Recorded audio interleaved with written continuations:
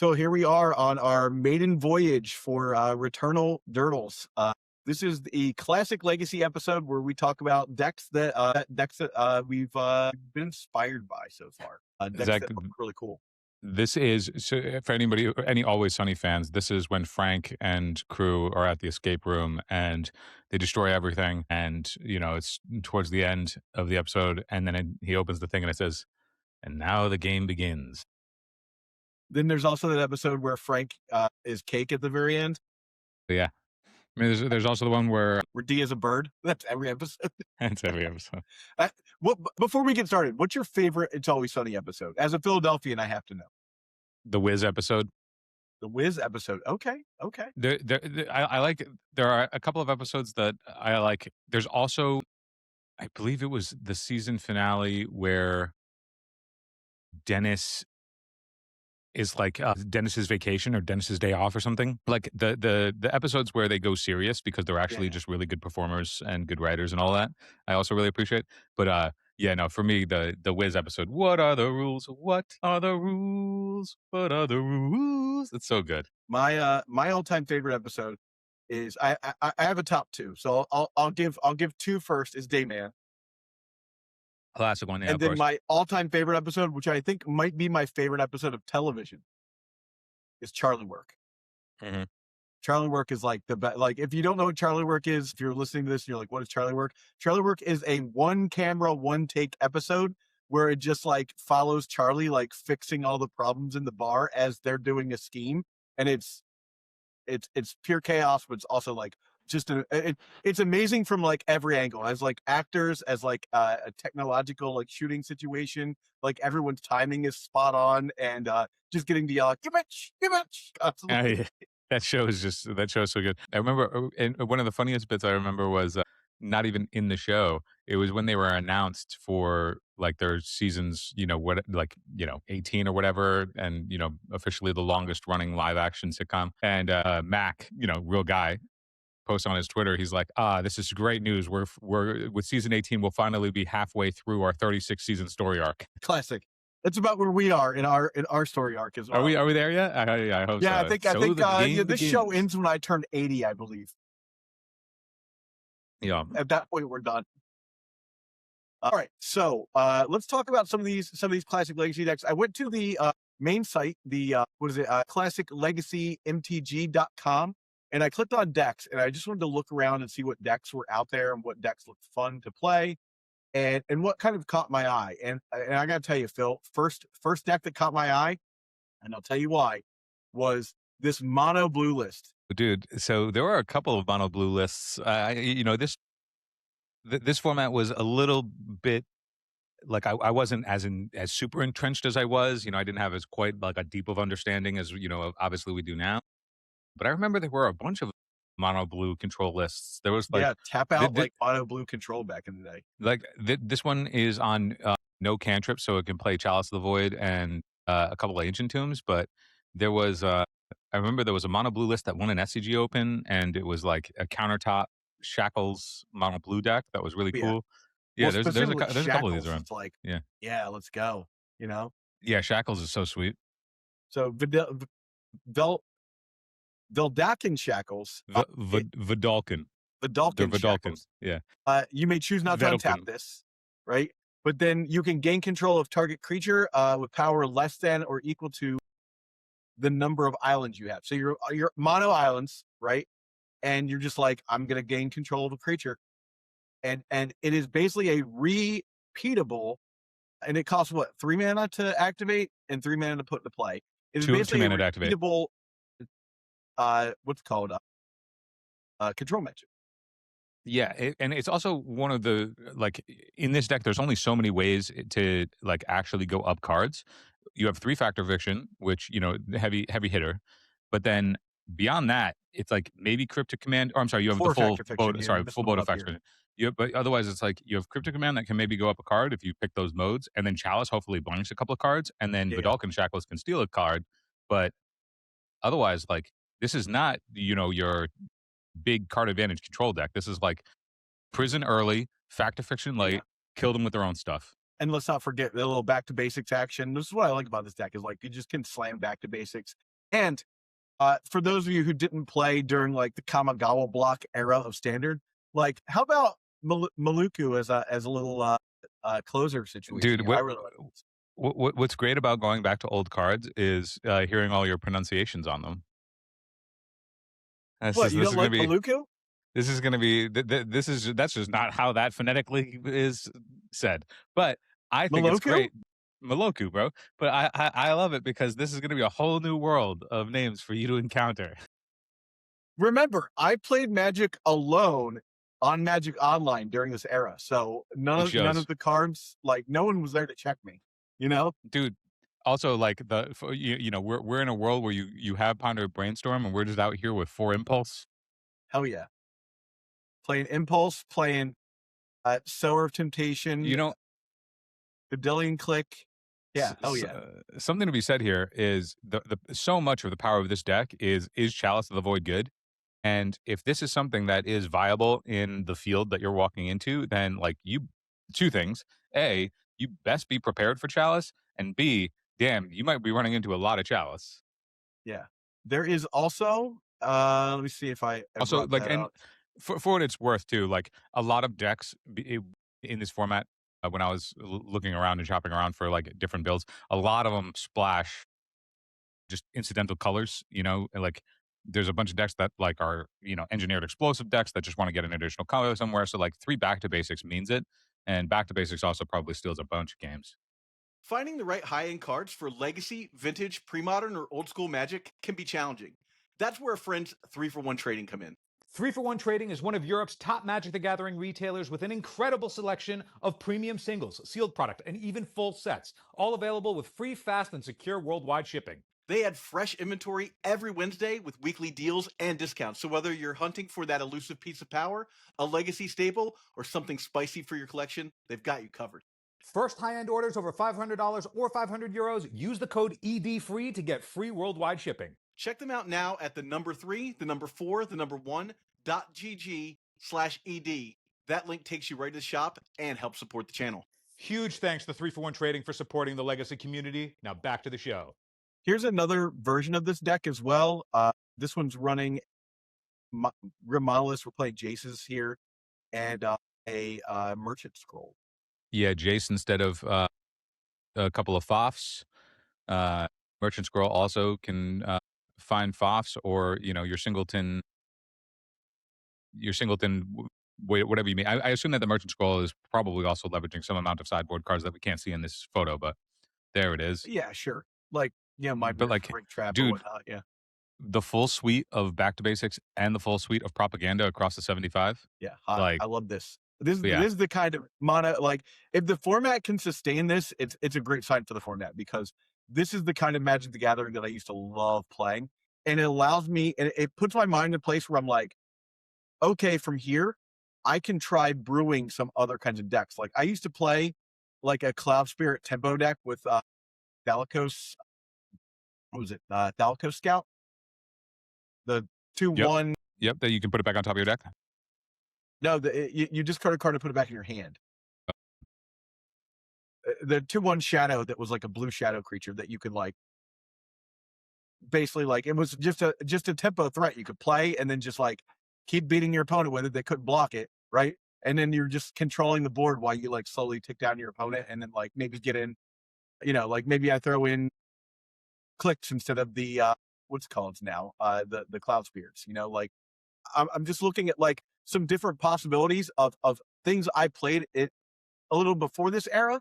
But if like Maloku or what's called Shackles are viable, that means that there's probably a wider range of cards that are available for me to like brew in the same space where like, I was coming up with that Phyrexian portal situation for pre-modern. There's a lot that's unexplored here, and I think that that's what's compelling to me, is like I'm not looking at the power outliers from like Innistrad and stuff like that, where like the format sort of solved at that point, like, okay, yeah, play Delver, right? But Right. here it's a little different. Like there's a lot of the power level is a lot flatter. And that's compelling to me for Classic. I think that the decks like this is where I feel like people got caught up in did people know what they were doing back then, or were they just so good that they definitely knew what they were doing back then? Because you really got to know if you're on one Grim Monolith, Yeah. you, you're like, you know what? This deck needs exactly one Grim Monolith. Like, you got to know. You got to Yeah, understand. you must You know? there's what maybe to play powder keg. I don't know. No, I don't understand why one Grim Monolith, honestly. it's mana, dude. It's just mana, but it's like, instead of it's like you don't want 3 Ancient Tomb, you want 2 Ancient Tomb and a Grim Monolith. Sure. All right. Next up, I mean, I had to share Affinity, dude. Old school Affinity, like just Disciple of the Vault. After like in the era where like this was a card that was banned in Legacy, in Standard. Sorry, all of getting to play all of the artifact lands. Right. This is basically a standard deck. Like this was a standard deck during. Well, its it was a standard deck that broke everything. It's crazy. This is almost card for card a standard deck that existed and got banned, and then they just ported this almost card for card. I think like Fling is the only thing that Fling and like what Soulfire Affinity, the OG cards that weren't in that deck originally, and maybe Springleaf Drum and Relic printed this. But aside from that, like everything else was a card in that deck. the OG Modern Horizons Affinity. Yeah. Pretty sweet. I like this. What's the board? Nothing special in the board. We've got access to Thought Seasons, which is fine. Just cranial plating and ATOGs. I love it. So here's I can tell your joy. Is this something that you would sleeve up? I would mess around with this deck. Like this would be my go-to aggro deck. Like when when I was playing like I was playing that for Urza Saga, obviously not available in this format, because I thought Urza Saga was just such an amazing power outlier. But this to me is in that style of the Affinity, the 8-cast style deck. But your 8 casts here are Thought Cast and Frogmite. What's the Soul's Fire?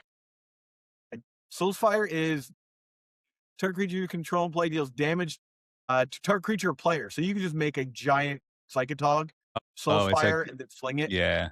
It's the fling. It's a third fling by another name.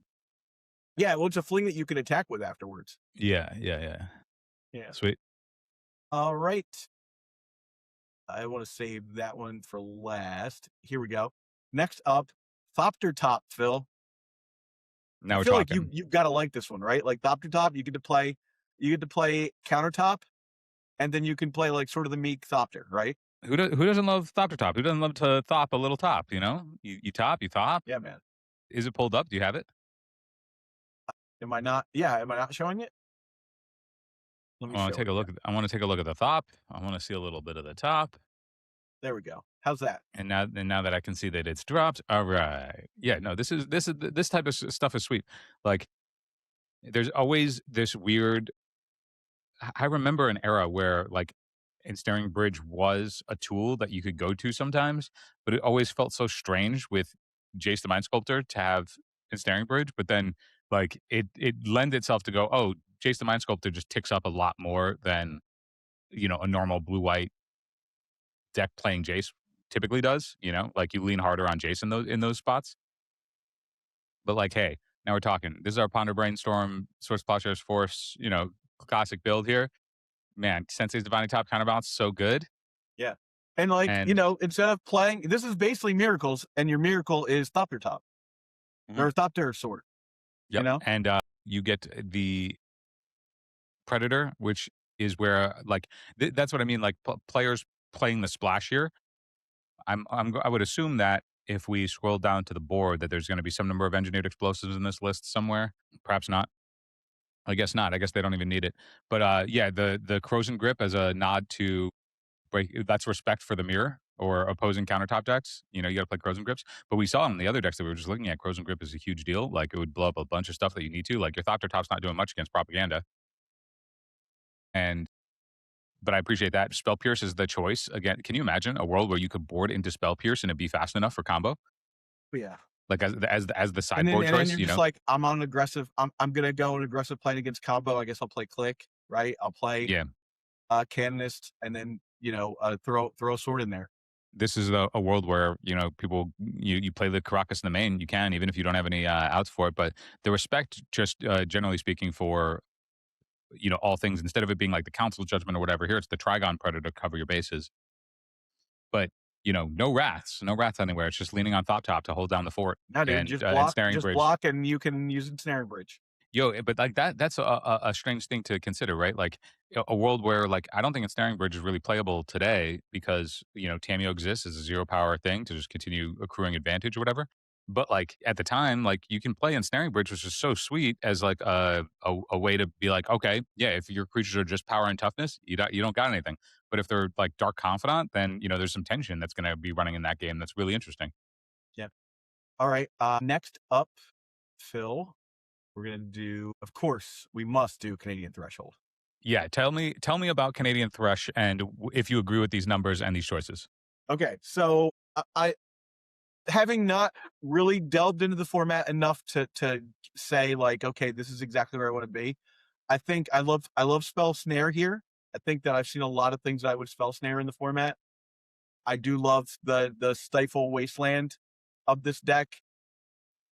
I think I would want something like another, like, so there's no Delvers, right? So we're playing 2 clicks. I want more threats. I would probably skim 1 snare, 1 pierce, and put in more threats. And that might not be correct right now, but I would like to end the game. I'm more on a protect the queen strategy, so I'd like to end the game. But I think that spell stare and spell pierce are correct. I just don't know that we need 6 of them across the total. Yeah, I think it's just ways that you're going to always be able to keep your opponent down, right? Like that's between Stifle Days, Wasteland, your goal is that, like, if they ever do get anywhere near above it, like Spell Pierce and Spell Snare both trade up. So it seems like a super clean list to me. What are the threats that you would want to include? What two Well, that's the additional threats are question, you? right? Like, do we, we're going to be, if we're following Threshold, we're going to be basically playing the entire game off of 2 to 3 mana at most. So, you have to look and see like what the threats were then that you would actually want to play. And like Goyf and Goose are correct for sure in this era. Click, I just feel like Click dies so easily, and you can't play like 3 Click because you don't want to be in a situation where you draw like your second Click and you're like just sitting there with it in your hand. Yeah, this is a world where the decision is not made for you because Delver hasn't been printed yet. Yeah, exactly. So like, trying to think about, I could play like Dragon Fledgling or whatever. What is it called? The other Threshold guy that turns into a Shivan Dragon for 4 mana. But that's Fledgling 2 mana, Dragon? 2 mana 01. Is that what that is? Mm-mm. Fledgling Dragon, I think, and it is a 3/3. But if you have Threshold, it becomes a flying pumpable 5/5.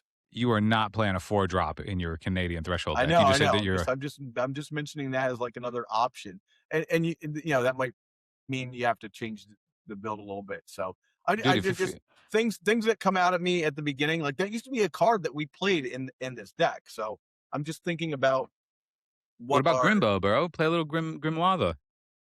You could do Grimlavamancer. Grimlavamancer is tough with Goose though. Yeah, that's true. That's true. You don't want to eat your graveyard. I don't know. I'd have to think about this a little bit more than just looking at this. I'm sure we can, like, look, the obvious threats are going to be obvious. I think that in this case, there's probably something that's not obvious that is underexplored, and I'd have to give it a minute and try and find that out. This is also one of those types of decks where you do have to know the metagame to some extent, because there isn't the like freebie catch-all card that just is tacked onto a threat, so you don't get your Brazen Borrower type stuff. So if I were to make a wild guess about a card that like could replace the clicks, but I then am worried about, like, I guess you can't get Surgical here, is like River Boa. Interesting. Yeah. River I mean, you also Boa, have just Werebear, like you can just pro go black, right? Or is it pro blue? Is it pro black? It's Regenerate for sure. And Island Walk, right? So no pro black, but it's got regenerate. That's the pro black part. So I could just regenerate it anytime someone tried to kill it, and then attack through any of the island decks. So if there were any Dimir decks, it'd be specifically good for that.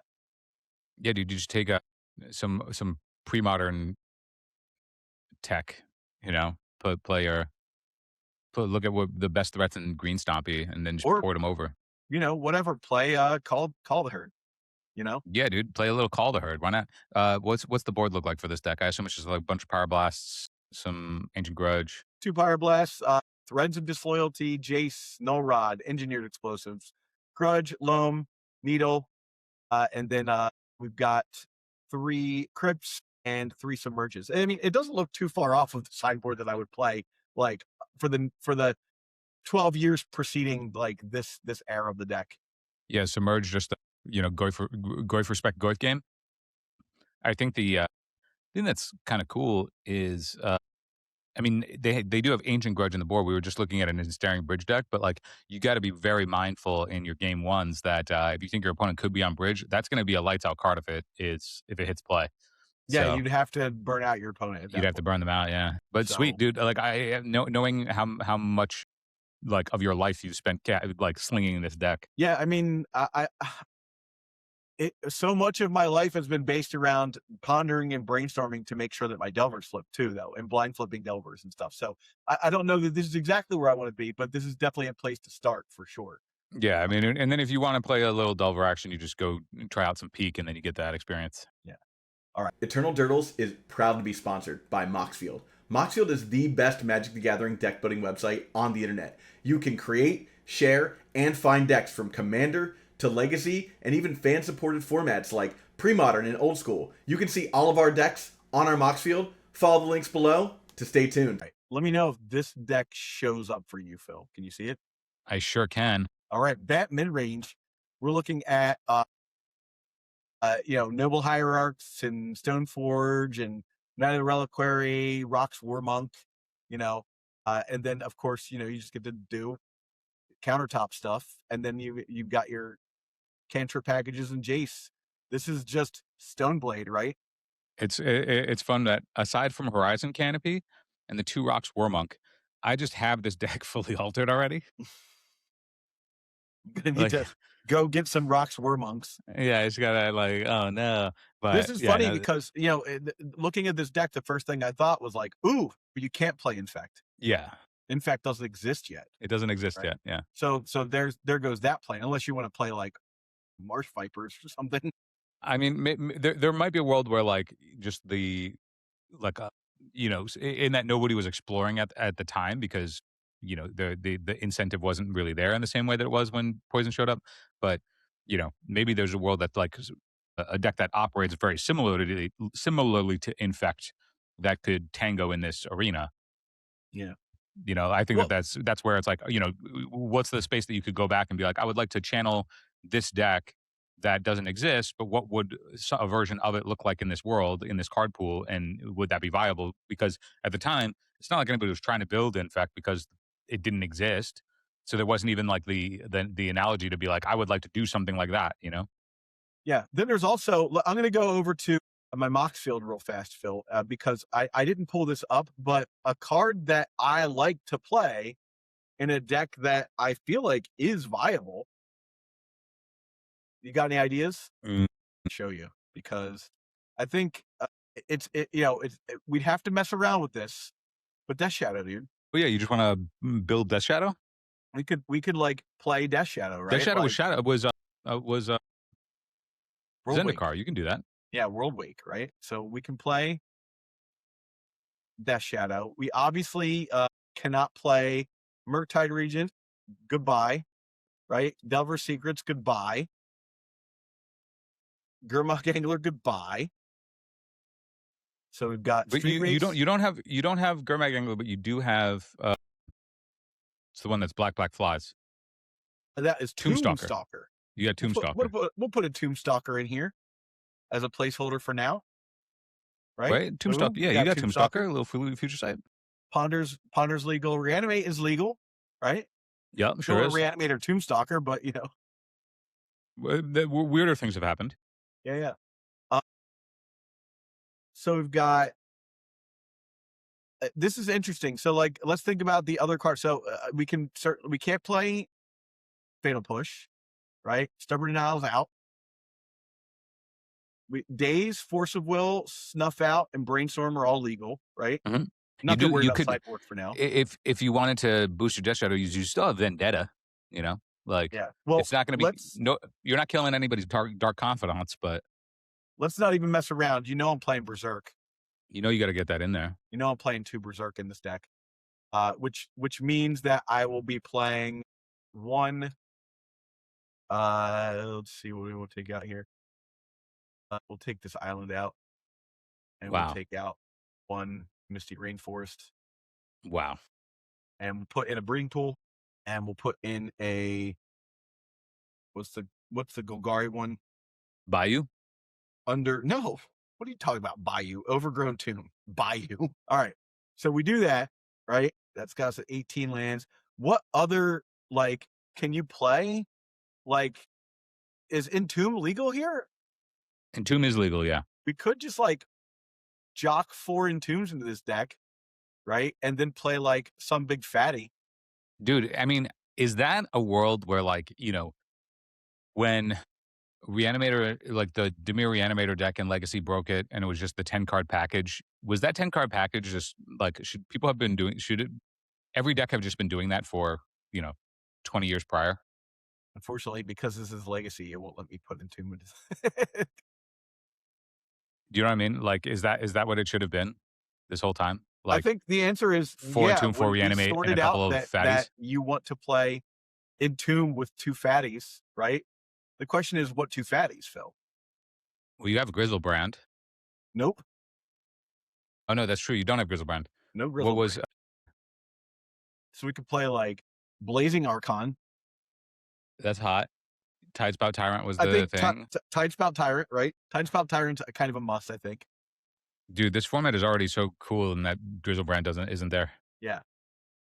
What other, like... Let's think about, like, what, Grave Titan? Is Grave Titan a card? Well, consider your blue count, though. Your blue count's pretty low. For what? For Force of Will. You have 17 blue cards right now. What, do I need more blue cards? Do you want to be able to pitch a blue card to Force to protect something?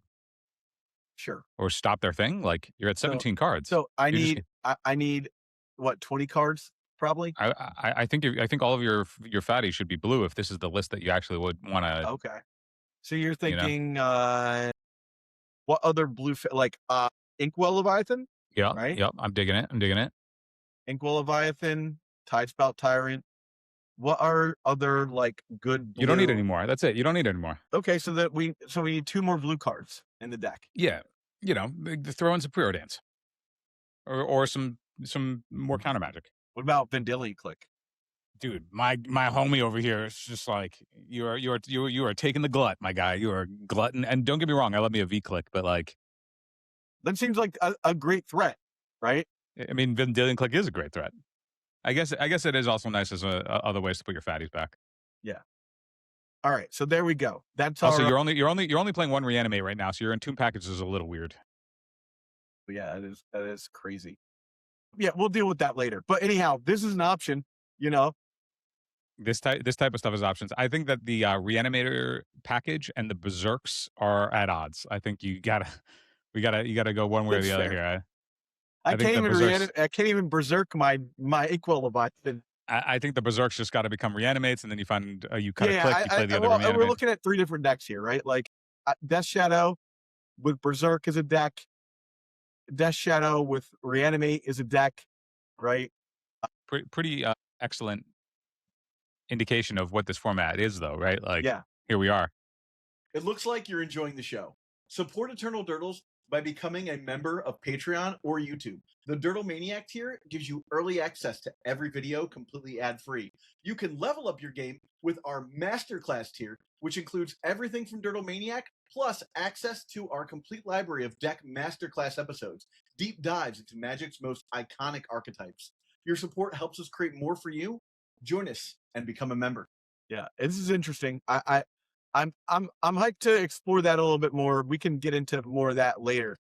But that's, just as far as decks that look interesting to me, that's kind of where my head's at. You've got a an episode coming up with Swag, aka Drake, in a couple of days as well. So we'll put that up here too. And yeah, I don't know, man. I'm excited to check out more Classic.